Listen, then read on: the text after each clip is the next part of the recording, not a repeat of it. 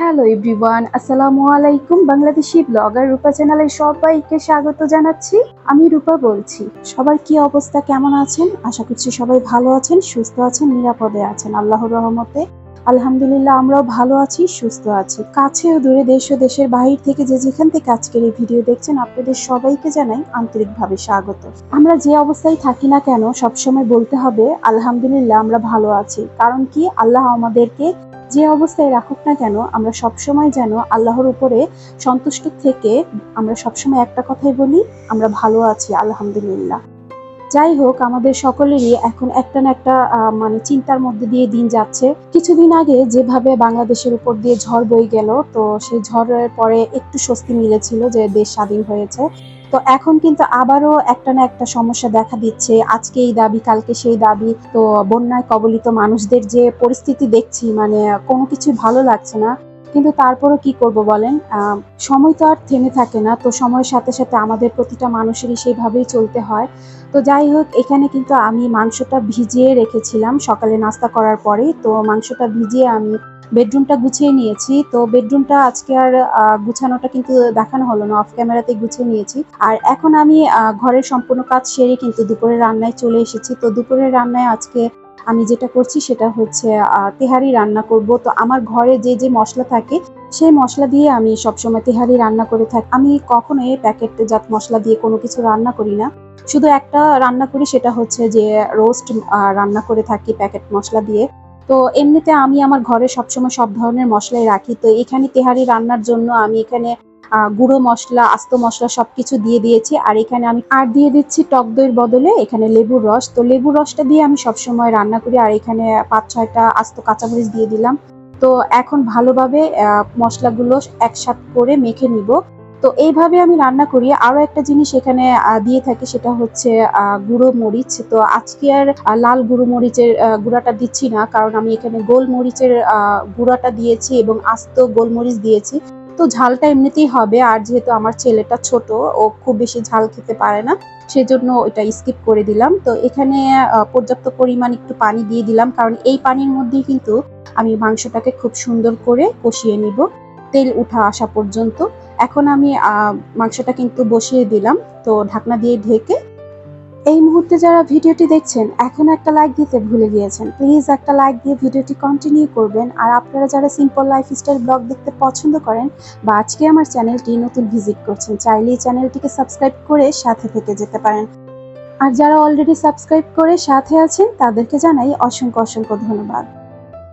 আমার অনেক আপুরা আছে ভিডিও দেখেন কিন্তু একটা লাইক দেন না। প্লিজ একটা লাইক দিয়ে আমার ভিডিওটি দেখবেন। আমি অনেক কষ্ট করে ভিডিও বানাই। আপনারা যারা আছেন, আপনারা জানেন যে একটা ভিডিও তৈরি করতে অনেক বেশি কষ্ট হয়। তো প্লিজ একটা লাইক দিয়ে কিন্তু ভিডিওটা দেখবেন। তো আপনাদের সাথে কথা বলতে বলতে এখানে কিন্তু আমার মাংসটা কষানো হয়ে গিয়েছে, আর তেলটা কিন্তু সম্পূর্ণ উঠে এসছে। আমি আরেকটু ভালোভাবে মাংসটা কষিয়ে নিব। আর এই সময় খেয়াল রাখতে হবে যাতে করে নিচে পোড়া না লাগে, সেজন্য একটু বারবার করে কিন্তু নেড়ে দিতে হবে। আর পোলাওয়ের চালটাও কিন্তু আমি ধুয়ে ফেলেছি।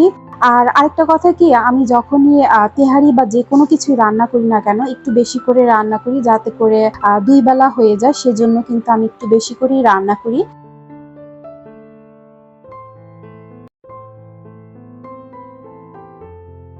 তো মাংসটা কষানো হয়ে যাওয়ার পরে আমি এখানে দিয়ে দিয়েছি পোলার চালটা। তো পোলার চালটা তো আগেই ধুয়ে রেখেছিলাম। তো আমি কিন্তু আলাদাভাবে কখনোই পোলাওটা দম দিয়ে নিই না। অনেকে আছে যে পোলাওটা আগে দম দেয়, তারপর হচ্ছে গিয়ে মাংসটা ছেড়ে দেয়। আমি খুব বেশি ঝামেলা পছন্দ করি না। আমি যেভাবে কাজটা সহজ হয় ঠিক সেইভাবে কাজ করতে পছন্দ করি। আপনারাও অনেকেই আছেন আমার মতো করেই হয়তো বা এইভাবে রান্না করে থাকেন। তো এইভাবে রান্না করলে কিন্তু রান্নাটাও খুব তাড়াতাড়ি হয়ে যায়, আর পাতিল টাতিলও খুব বেশি নষ্ট হয় না, এক্সট্রা পাতিল যেগুলো। তো এর মধ্যে কিন্তু আমি পানি দিয়ে কিন্তু দম দিয়ে দিয়েছিলাম। এই যে দেখেন, অনেক ঝরঝরে কিন্তু হয়েছে আমার তেহারি রান্নাটা। তো আর একটু হবে, সেজন্য কিন্তু একটু উল্টিয়ে দিচ্ছি এখন নেড়ে চেড়ে। আপনারা দেখেই বুঝতে পারছেন যে আমার তেহারি রান্নাটা কিন্তু খুবই ঝরঝরে, আর এটার স্মেলটা এতটা বেশি মানে ছিল যেদিনে আমি তেহারি রান্না করি সেদিনই দেখা যায় কি যে আমার ছেলের খুব বেশি খিদে লেগে যায়। আমার ছেলের কেন, আমারও অনেক বেশি খিদে লাগে। তেহারি রান্নার যে স্মেলটা সেটা হচ্ছে একমাত্র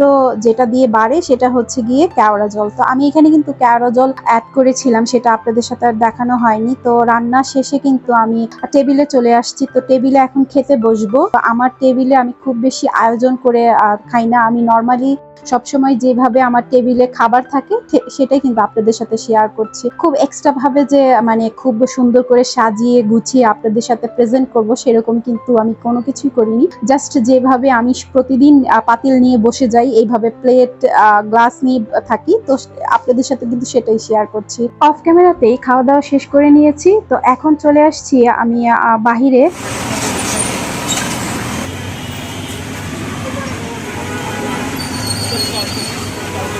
আপনারা থাম্বনেল দেখে জেনে গিয়েছেন যে আমি নতুন ফার্নিচার বানাতে দেব, সেজন্যই কিন্তু চলে আসা।